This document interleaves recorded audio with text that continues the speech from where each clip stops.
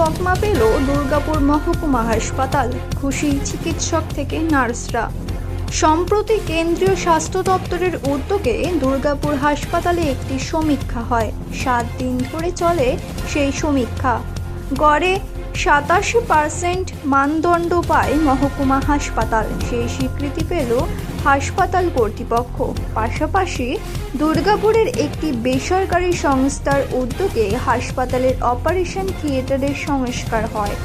15 লক্ষ টাকা ব্যয় করে অপারেশন টেবিল, লাইট সহ বিভিন্ন সরঞ্জাম আনা হয়।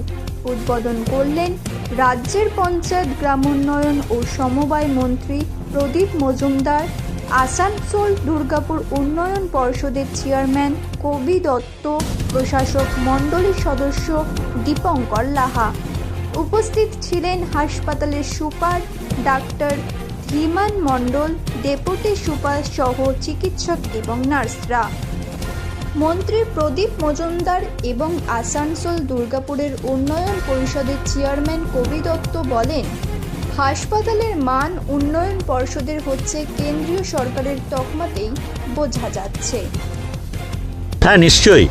আমাদের যে অপারেশন থিয়েটারটা ছিল সেটায় কিছু সরঞ্জাম ওনারা দিয়েছেন, আলোর নতুন ব্যবস্থা করেছেন কার্লিস স্টিল কাস্টিং কোম্পানি, এবং এটা বলতে পারেন এক পক্ষে আরও উন্নত করা হলো, তাতে পরিষেবার মান আরও বৃদ্ধি পাবে। সেই জন্য এটাও সেইভাবে খুঁটিনাটি কী হলো এরা হয়তো আমাদের সুপার সাহেব আরও ভালো বলতে পারবেন। আগামী দিনে হাসপাতাল উন্নয়ন হবে, অপারেশন থিয়েটারও সংস্কার করা হয়। আর্থিকভাবে সাহায্য করেছিল দুর্গাপুরের একটি বেসরকারি সংস্থা।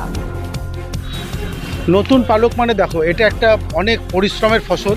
এটা পুরো হসপিটালের সব স্টাফ, 100% স্টাফ, সুইপিং স্টাফ থেকে আরম্ভ করে যারা সার্জেন, সুপার, ডেপুটি সুপার, যারা ক্লারিক্যাল স্টাফ, এভরিওয়ান।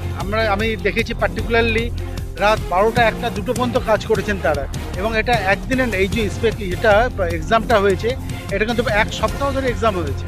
তো এটা কোনো হঠাৎ করে পড়ে যাওয়া ফসল নয়, এটা সেই তার এক্সামের ফসল। এবং ফসলটা রেজাল্টটা করতে গেছে সেন্ট্রাল গভর্নমেন্ট থেকে, যারা এক্সামিনার এসেছিলেন সবাই দিল্লিতে সেন্ট্রাল গভর্নমেন্টের এবং it's a very big achievement.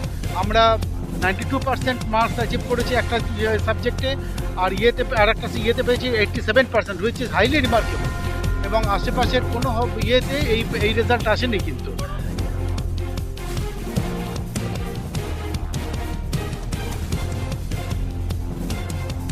Durgapur থেকে অনুরাধা সেনগুপ্তের রিপোর্ট, হাতি খবর।